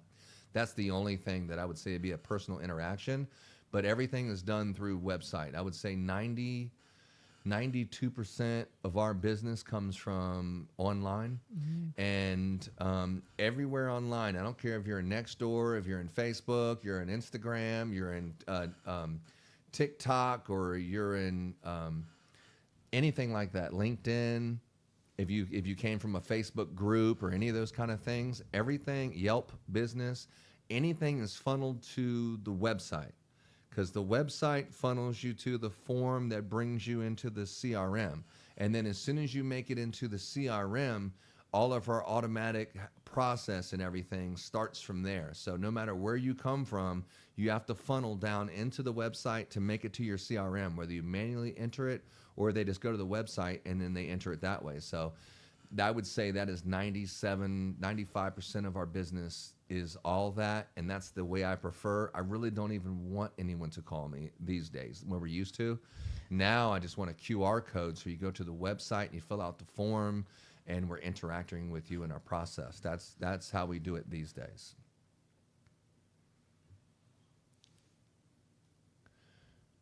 Oh, look, he has 20 new installers coming to his training in Houston. He needs a supplier to supply them. I don't know anybody that could do that, right? Got zero clue of who would be a good supplier in Houston, with the exception of ChristmasContractor.com. So hopefully he has 20 new installers that's coming to the ChristmasContractor.com 2026 kickoff. Where was that at, Laura? Oh, that's somewhere in September. That's long. It feels like it's forever. It's Is it like forever? years from now. Yeah, I don't know. Any Let's stickers take a on the look bus. here. Let's take a look at what we got here. All right, so we got some stuff. Looks like my menu got jacked up during this last thing. Okay, so we got, what would it be? Oh, training. Oh, yeah. Okay, here we go. This is the 2026 ChristmasContractor.com season kickoff. Anyone who's anyone is there. It's the biggest event of the year in Christmas. September 25th and 26th. The 25th and 26th of 2026 at the warehouse in Plantersville, Texas, in the Houston area. It's a 2-day event, and this is the standard contractor pass. So you can take up to 3 people there. You know, if you got some people working for you, some friends, a couple business owners want to get together. We also have a VIP pass if you're flying from out of town and you want that executive service to pick your ass up from the airport. And you get to come to dinner with us, and you pretty much spend the whole entire time with us. Not just the training, but, you know, it's like, you know, you'll be looking forward to getting back on the plane, but we'll take you to and from. And then if you have the VIP pass plus the lake house is when you're really never going to get rid of us. We'll pick you up, and we have an Airbnb lake house on Lake Conroe where you'll stay there. And then afterwards, it'll be like a huge multi-bedroom situation where you can be at the Airbnb and staying with other people who did travel also across the country and having these late night conversations. And some people do a little partying, but most people are there because they're doing business and they want to learn as much as they could. Yeah. So It's a last good year we had mastermind Zuzak, opportunity. and we had Jason Guyman, and we had, what's the other guy's name? We had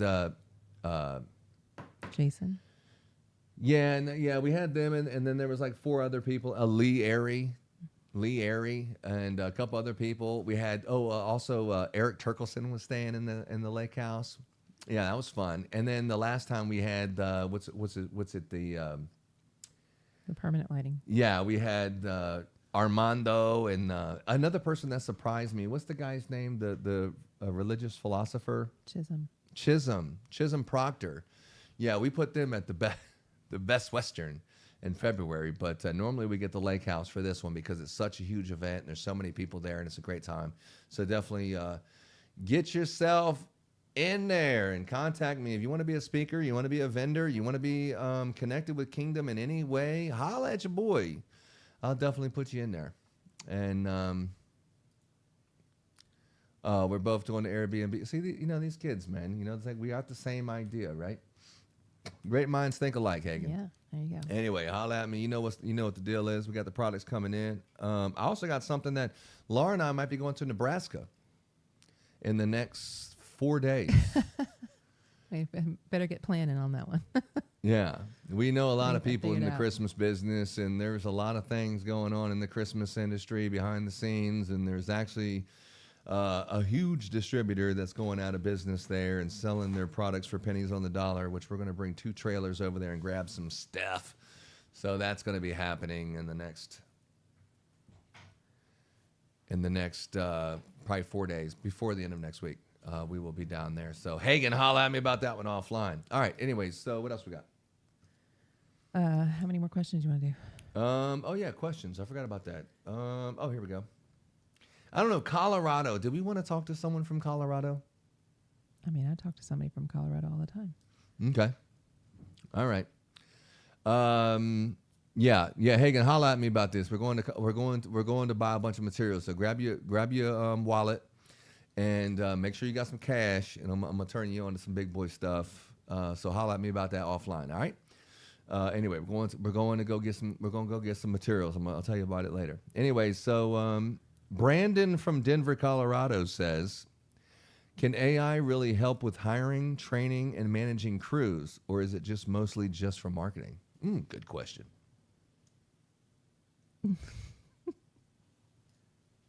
Ron's going to answer that question because I don't know the answer to that question. Look, AI can help with everything.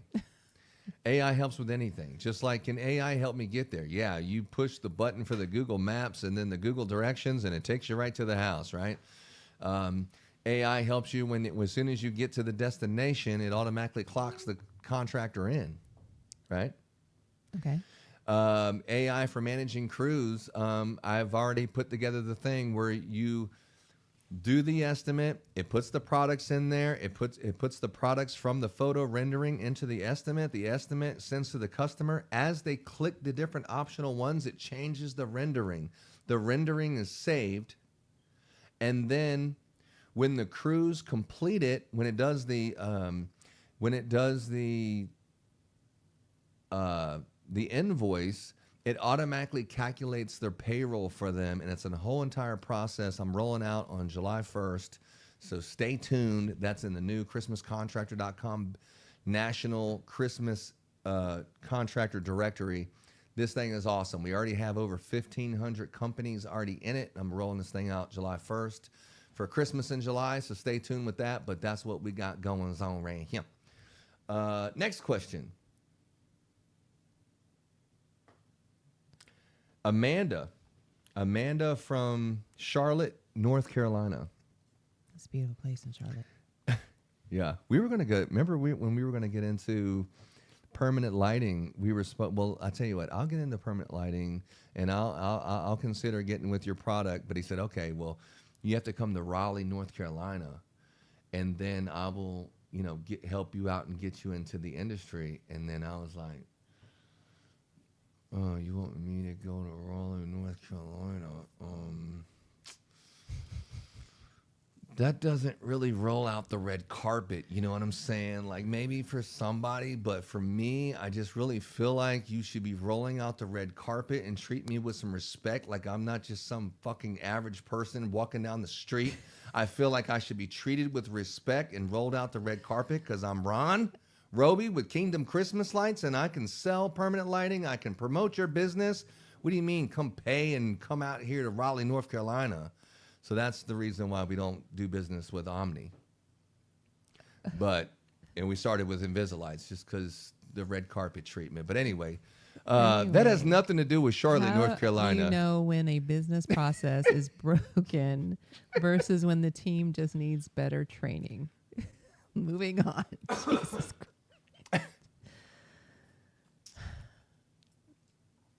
How do you know when a business process is broken versus when the team just needs better training? That's a good question. If Murphy was here, he would know the answer. You know what I mean? But, I would always look in the mirror, okay? Because this guy is so freaking incompetent. These are the dumbest fucking people in the world, and all this other kind of stuff. You're thinking in your head. You're not saying that. But you're thinking that, God, they're just so incompetent. How do you make it through life being this stupid? Right? You're thinking that in your head, but you're not having personal reflection.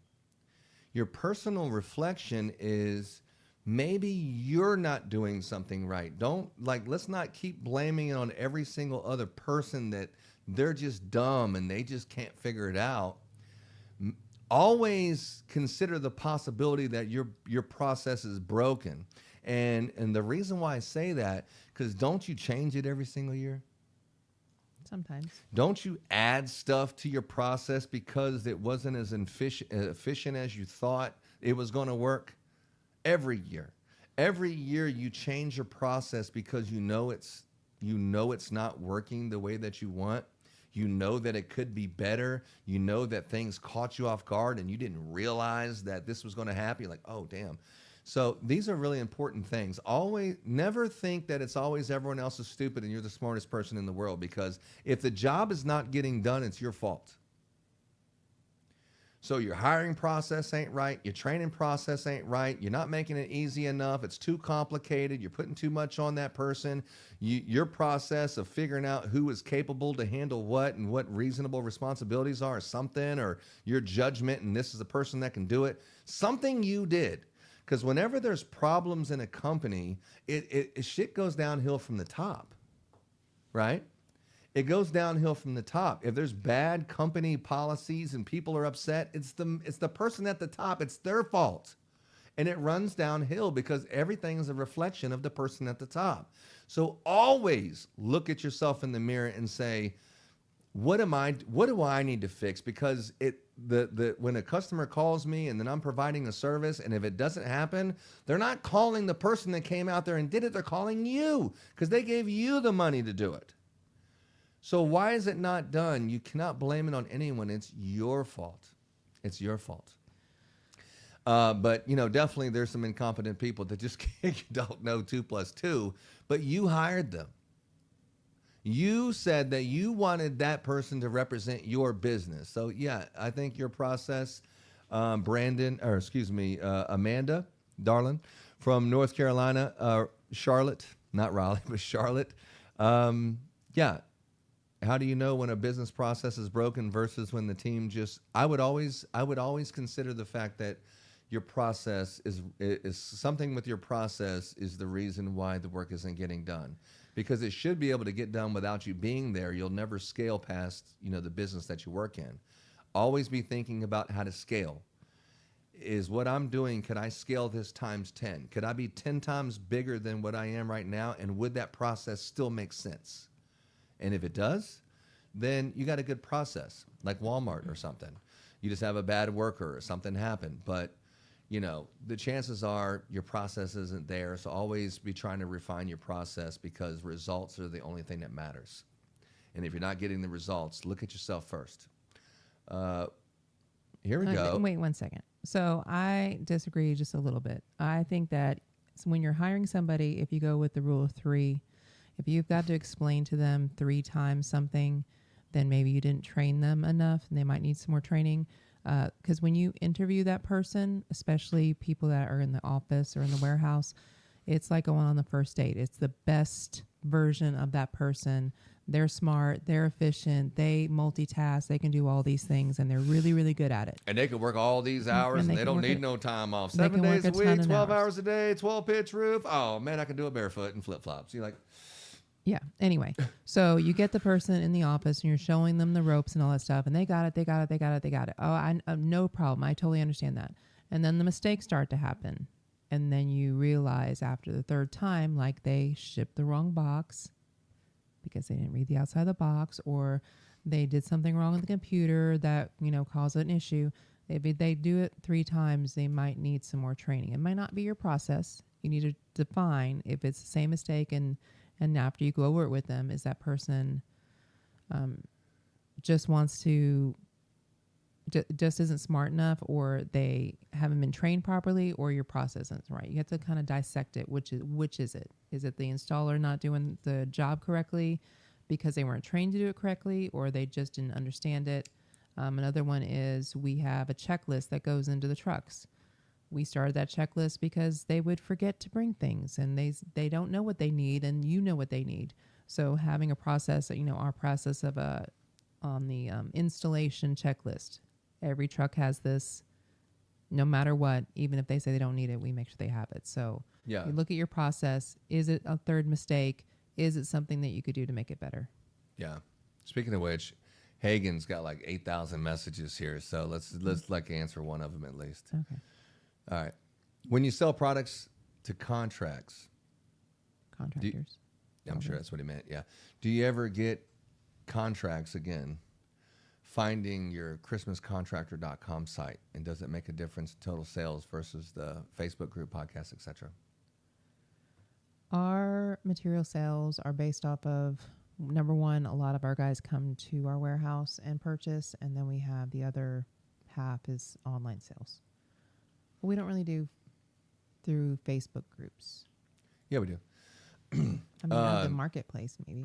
I guess you're trying to say, are my installation customers from Kingdom Christmas Lights, do they ever find that we sell products also on a totally different website, christmascontractor.com? And how does that affect our business if the people who we sell the installation service with materials leasing, if they were to stumble upon the fact that we also sell lights and now they can see the price of the lights and all these other kind of things? We've done this for however many years, and it's actually a good alternate transition because not everybody you talk to is your customer. In fact, many people you talk to, the process of weeding out who is your customer and who just thinks that the service costs $200 because that's what the neighbor was going to do it. They're just comparing pricing, or they got their own lights from Home Depot, or something like that. When you identify that they're not your customer, it's a great place to send them, especially when you're going to have pretty much all the Christmas light installation contractors all over the country, that they can go on there and they can buy our products and find a local contractor that does install your own lights on there. So it's a great tool for us to kick back the ones that we don't fit our business model, to give them an option to actually purchase the materials themselves, or purchase something because they have a $300 budget. You can buy something, online, and you can find maybe another contractor that can do the project. If you have your own lights from Home Depot or whatever, there's people who will do it, and I got some of those people who buy from us, and they're perfectly cool with doing that. So finding like an alternative for those customers. Another one is when you first start out, you're saying yes like a little hoe. You saying yes to everybody who calls, what I'm saying? But like after a couple of years, you're like, whoa, I need to shade off some of these like $250 David Merle jobs, and I need to get like some real jobs, like Murphy jobs that are like $10,000 or more. His minimum, by the way, is $10,000 for residential minimum, or he doesn't do it. Isn't that crazy? Awesome. Nuts. I was just like, what? No wonder you only do 100 projects a year. Holy shit. Like he was telling me the other day, he's got a $200,000 job. He was picking up $100,000 check for the deposit yesterday. I was like, damn, dude. Anyway, in the DFW area where there's no money to be made, you know what I'm saying? Like, what the hell? Anyway, what the hell was I talking about? Oh. You're talking about some other thing about another thing you said, and another thing. Wow. Okay. Well, since we got that one. No, but yeah, so like once you get your customer list going and you're trying to shed them off, those people have like cut with you since the very beginning, and they've been with you, and you know them, and you know their story, and you know their grandchild that came in from overseas and he was in the military, and it was that first Christmas, or they're a realtor and it was $350 when it was new, and you already had the stuff laying around. They live right down the street, and it's like it wasn't a big deal because of the timing. And then after you're reinstalling it, and you're like, so what if it was $350 to install it new? What are you thinking? Like maybe $150 to reinstall it? And then you're like, hold on, this makes 0 sense that I'm doing these. But these customers are important to us, and we like these customers. But I can't just say call David Merle and their company will not show up and all this other stuff and whatever. You can't do that because they're going to make you look bad. I'm just picking on David. He has a quality company and everything. I'm just picking on him for the $350 part. But anybody that you recommend, it could possibly tarnish your own name. So when you send them to the business directory, if they have a bad experience, they can just leave them a bad review or 1 star or whatever like that. But it's not taking your personal reputation. But you also are saying, let me help you find a contractor. We're not able to do that, but let me help you find a contractor.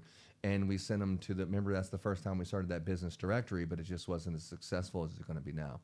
But, and then that's where we pinned them off to like maybe 10 different contractors that bought from us, and they could find, someone to still do their job. It says like, well, go to the Facebook groups and go to the I Love Conroe page and, find a contractor there and tell them that you already got your own lights from Home Depot, and you'll find somebody.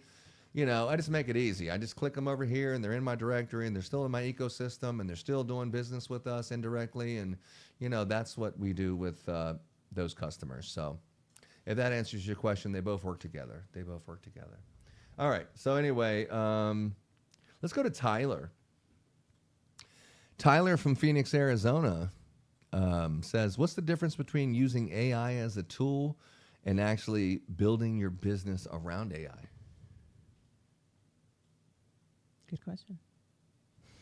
The difference between using AI as a tool, yeah, you know what? The difference is what I'm trying to do right now. It's a huge difference. It's like, I had a mastermind tip of the day the other day that said, you know, back in the day, like when Laura was going through high school, before there were cell phones invented and dinosaurs roamed the earth and cars, you could wreck into them. There's barely a scratch because they were made out of like steel, like a tank. There was like the flashlight and the calculator and the beeper. We had beepers, you know what I'm saying? Where the 8008135 is spelled boobies backwards or whatever. Remember that? Or the 911 How means would you know that from you back in the better day? go find a payphone real quick and call because maybe something's important. Cameras. Yeah, camera, video. You had that big ass thing on your shoulder, the video camera and all that. Then all of a sudden, the cell phone replaced all these things: typewriter, mail system, mailing things to people. Now you have email. It replaced all those things with one device. Okay, now using AI to support your business is still having one of many 6 or 7 different things on your dashboard that I need AI to do this, and then I need to go to Facebook to do the groups or my Instagram to post it, and then I got my CRM, and then I got my Google Maps, and then I got my other thing with inventory, and I have this other thing. It's the same thing. Is the phone taking all those? If your AI is built around AI, you have one dashboard, and all of these 6 different things that you need to do business is all in the same dashboard, and they all work together. You never leave that dashboard, or you never leave that phone. You can do everything from that phone. It's the same thing. That's when your business is actually built around AI versus you're just using AI as a tool because I can make a song or I could make a video or something with AI. So those are individual tools, but when you finally get to the point that you're trying to get to, if you have time and the knowledge to do it, and the patience actually, that's when you're building your business around AI, where you take those 5 things and you bring them all into one thing. And if they won't go, you just copy it and do the same exact thing and bring something that will integrate it into your life and into your business where it's completely automated. And that's where Kingdom Christmas Lights and ChristmasContractor.com is going in 2026. And that's where a lot of other people who are entrepreneurs. This is, if you haven't heard me say this, this is Major League. And I say Major League because Opus likes to look for Major League and then record the rest after that. But this is Major League. In 2026, this is the .com era. Okay, back when I was younger in the 90s, they had the .com, where the first time .com came out and everyone got rich and they were like, oh my gosh, you know, these .com bubble, everyone got rich. This is another wave of the .com where AI has finally opened it up where anybody can do anything. You don't need to be a professional computer programmer. You don't need to be a graphic artist to do, you know, pictures and images. You don't need to know how Photoshop very good. You don't have to do most of that stuff. You don't have to be a good writer and author. AI has closed the gap. This is the .com. It's a race to completion. It's a race to find out who is going to be the first to market. Right now is same as the .com bubble. Get off your ass and get busy. That's what's going on. That's what's going on in 2026. And that's how awesome, amazing of an impact you can make when you've been trying so many years and falling short. Now that AI is out there, get off your ass and get busy and get that shit done, because now it's time to do it. But yeah, that's the answer to that question. I'm going to take one more. Okay.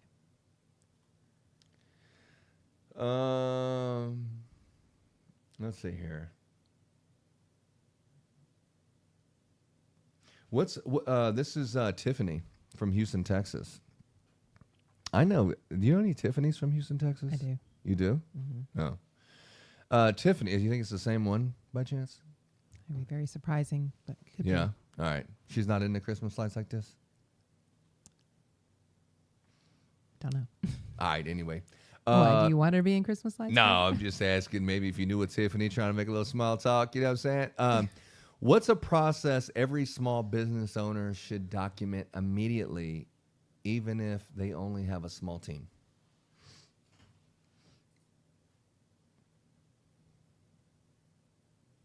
Laura. I'm reading it again. What is the process every small business owner should document immediately, even if they have the small everything? Yeah, I would. Your email process, your voicemail process, your how you load your trucks. Yeah. When we first started, there was only one source of truth that was the source of truth for the whole entire business. It was the only thing I personally documented into a handwritten ledger at the time. That when Laura said, let's put all this into the internet, into spreadsheets and stuff, I said, oh, no. We don't do spreadsheets and shit. This personal handwritten ledger is the Bible. And this is the source of truth. And what did we document into the Bible? Ron liked to document every deposit and every final on a piece of paper. When I was like very organized, this is like a story into it, but this is major league, but it's not really that It's major not league major because it was like amateur hour kind of thing. Yeah. When you look back at, but you're very unorganized and you don't have a good CRM. You don't know what the hell you're doing. But the one thing you need to know is anytime someone pays you money for anything, I documented their name and then how much they paid me, right? Yes. Was anything else on there? No. No. So I wrote something Jones, Nora Jones, for example, and then it had some more information than that. It was damn near the whole thing. But anyway, I just put something about maybe where they were at, maybe Richmond, Texas, and then I put on there $492 or whatever it was, whatever that number was. And then I just, every time someone gave me money. And then when the installer got paid. But this is a long time ago. Every time someone gave me money, this. I wrote it down on a piece of paper. Because if someone gave me money, then I got a piece of paper here. If anyone who ever gave me money, I don't care if the computer quit working tomorrow, I have a handwritten ledger. And then we also put it on the board, onto a whiteboard. But just in case someone erased it, I had a handwritten ledger of what they paid me. And then at the when we installed it, I would put the person's name who I paid to install it, because we were so unorganized at the time, but doing like, I don't know, the first year we did like 300 houses or something with this bullshit process with Google Sheets and a paper written Bible. But anytime I paid someone for it, I would write down who I paid. So when someone says they're doing payroll, I would go and find it. I wrote the initial payment and then I wrote the final payment. Remember? Yes. The initial deposit and then I wrote the final payment. So if they're trying to get paid on this one, I would look and say, oh no, they haven't paid their final payment. We can't pay on this one because they haven't paid their final payment yet. Remember? And then once I had the initial deposit and the final payment, and then the next place I would write who the installer was and then how much I paid them for the install, right? Mm-hmm. So if someone was trying to turn in something that's already been paid, I would go right down to the Bible and say, nah, Miss Jones, I got the deposit, I got the this, but I already paid someone else on this one. I can't pay twice on this one. Because you get so busy, you make so many expensive mistakes. That's how I did it before I met Laura. And obviously just talking it out loud right now sounds kind of ridiculous. Fair. But it was the source of truth that I could guarantee. It's not like, oh, you forgot to add that and switch this up and whatever. That was the one thing that was a source of truth that was always true, that I could do payroll with, I could do estimates with, I can see who's who, what's what. That was the one document. If someone says, hey, I paid you this deposit and am I on the schedule? I'd open up the Bible because I knew that was a fact. And I'd say, yep, their name's right here. They did pay us. And I'd look back at the board and say, they're not on the fucking board. Are you serious? How have you paid me and you're not on the board? Anytime someone pays me money, I want to see their name. So I want to remember their name. I want to say their name every single day until I have it memorized. I memorized every single customer. Every single, when they called, how the conversation was, exactly what it was said, walking through it. Every single customer, 400 customers, I remember every single person's name and exactly how the conversation started. If they called back, I remember every detail. And this is how I did it. Repetition of saying their names over and over and over. It's like, well, I was at 38 Fairview Avenue. And you're like, I have no idea what that means. I mean, that's obviously the Boston police officers that used to live at 34 Fairview Avenue. But I I didn't know when you say address, I don't know customers by customer numbers and addresses. I know them by their name. That's how a professional does.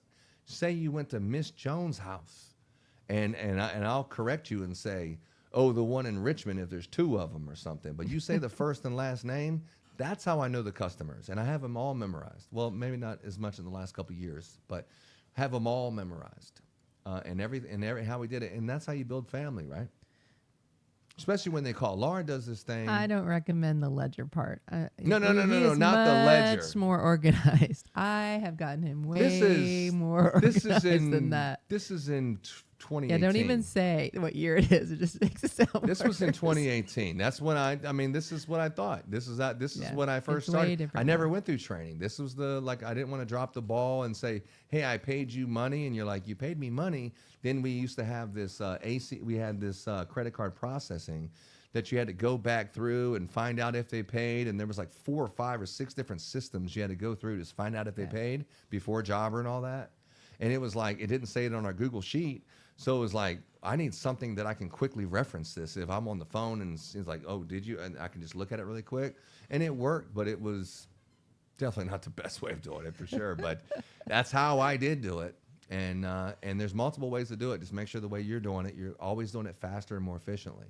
Yeah. And that's how we got to where we are today. We're much faster and more efficient now. Much.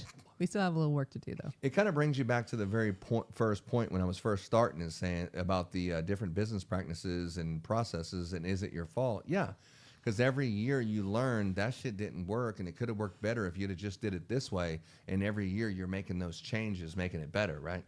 Mm-hmm. Mm-hmm. Amen. All right, dear. Hallelujah. Thank Jesus. All right, what else did we get? Did we not get to everything? That was the last one you were going to do. So any other closeouts you want? Or anything else you need to point